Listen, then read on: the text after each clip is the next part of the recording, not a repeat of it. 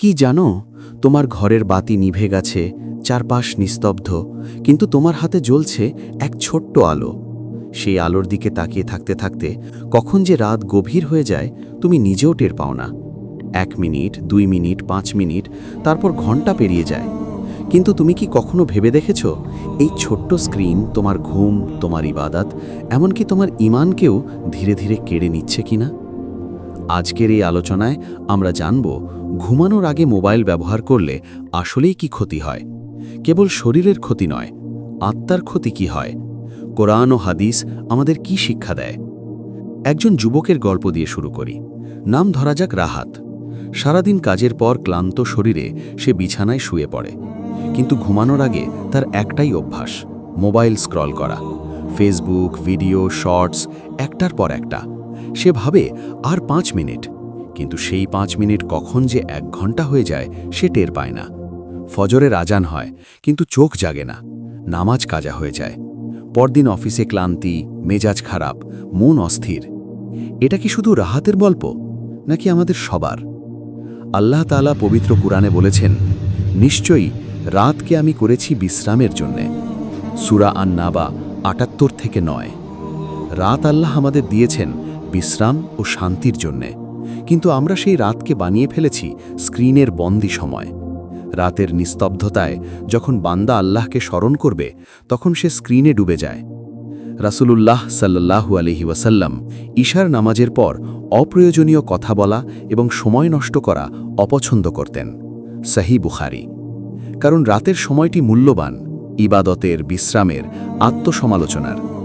আজ আমরা কি করছি? ঈশার নামাজের পর শুরু হয় মোবাইলের দুনিয়া। এক ভিডিও থেকে আরেক ভিডিও, এক পোস্ট থেকে আরেক পোস্ট। শয়তান কখন যে আমাদের সময় চুরি করে নিচ্ছে বুঝতেই পারি না। বিজ্ঞানও আজ বলছে, ঘুমানোর আগে মোবাইলের নীল আলো বা ব্লু লাইট মস্তিষ্কে এমন প্রভাব ফেলে যে ঘুমের হরমোন মেলাটোনিন কমে যায়। ফলে ঘুম আসে দেরিতে, ঘুম গভীর হয় না। সকালে উঠলে মাথা ভার লাগে, মন অস্থির থাকে। কিন্তু ইসলাম তো 1400 বছর আগেই আমাদের শিখিয়েছে, রাতের একটি নিয়ম আছে, একটি আদব আছে। রাসূল সাল্লাল্লাহু আলাইহি ওয়াসাল্লাম ঘুমানোর আগে অজু করতেন, ডান কাতে শুতেন এবং সূরা ইখলাস, ফালাক, নাস পড়ে নিজের শরীরে ফুঁ দিতেন। সহিহ বুখারী। ভাবত, যদি আমরা ঘুমানোর আগে মোবাইলের বদলে এই আমলগুলো করি, আমাদের রাত কেমন হবে? আরেকটি দিক আছে, গুনাহের দিক। রাতের বেলা মানুষ একা থাকে, মোবাইল তখন তার একমাত্র সঙ্গী। সেই একাকিত্বে অনেকেই এমন কিছু দেখে ফেলে যা দেখা উচিত নয়। হারাম ভিডিও, অশ্লীল কন্টেন্ট, পরনিন্দা, গীবাত, সবকিছু হাতের নাগালে। আল্লাহ বলেন, নিশ্চয়ই শ্রবণ, দৃষ্টি ও হৃদয়, এগুলোর প্রত্যেকটির ব্যাপারে জিজ্ঞাসাবাদ করা হবে। সূরা আল ইসরা 17-36। তুমি যা দেখছ তা তোমার চোখের সাক্ষী হয়ে যাবে কিয়ামতের দিন। রাতের অন্ধকারে তুমি একা নও, আল্লাহ সব দেখছেন। আমরা অনেকেই বলি, মোবাইল তো খারাপ না, ব্যবহারটাই খারাপ। কথাটা সত্য। মোবাইল একটি মাধ্যম। তুমি চাইলে কোরআন শুনতে পারো, ইসলামিক লেকচার শুনতে পারো। কিন্তু সমস্যা তখনই যখন সেটি তোমার নিয়ন্ত্রণে থাকে না, বরং তুমি তার নিয়ন্ত্রণে চলে যাও। রাত হলো আত্মার বিশ্রামের সময়। দিনভর দৌড়ঝাঁপের পর যখন তুমি বিছানায় শুয়ে পড়ো, তখন তোমার হৃদয় চায় একটু শান্তি। সেই সময় যদি তুমি স্ক্রিনের উত্তেজনাপূর্ণ ভিডিও দেখো, তোমার মস্তিষ্ক শান্ত হয় না, উল্টো আরও উত্তেজিত হয়। ফলে ঘুম এলেও তা হয় অস্থির। রাসূল সাল্লাল্লাহু আলাইহি ওয়াসাল্লাম বলেছেন, তোমার শরীরেরও তোমার উপর হক আছে। সহিহ বুখারী।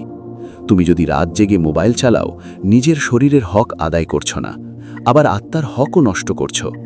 ভাবতো, যদি তুমি আজ রাত থেকে একটা সিদ্ধান্ত নাও, ঘুমানোর 30 মিনিট আগে মোবাইল বন্ধ। সেই সময়টুকু হবে শুধু তোমার আর আল্লাহর। অজু করবে, 2 রাকাত নামাজ পড়বে, কিছু কোরআন তেলাওয়াত করবে, নিজের ভুলগুলোর জন্য তওবা করবে, তারপর ডান কাতে শুয়ে দোয়া পড়ে ঘুমাবে।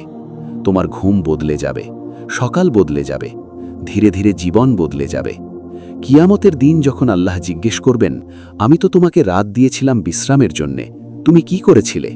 তখন তুমি কি উত্তর দেবে? আজকের এই ছোট্ট স্ক্রিন যদি তোমাকে ফজর থেকে দূরে সরিয়ে দেয়, তাহাজ্জুদ থেকে বঞ্চিত করে, তাহলে কি তা লাভের নাকি ক্ষতির? শেষে একটা প্রশ্ন রেখে যেতে চাই, তুমি কি মোবাইলের মালিক, নাকি মোবাইল তোমার মালিক?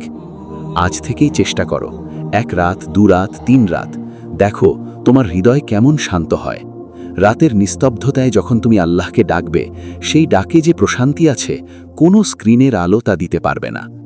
আসো আমরা প্রতিজ্ঞা করি, ঘুমানোর আগে মোবাইল নয়, আল্লাহর স্মরণ হবে আমাদের শেষ কাজ।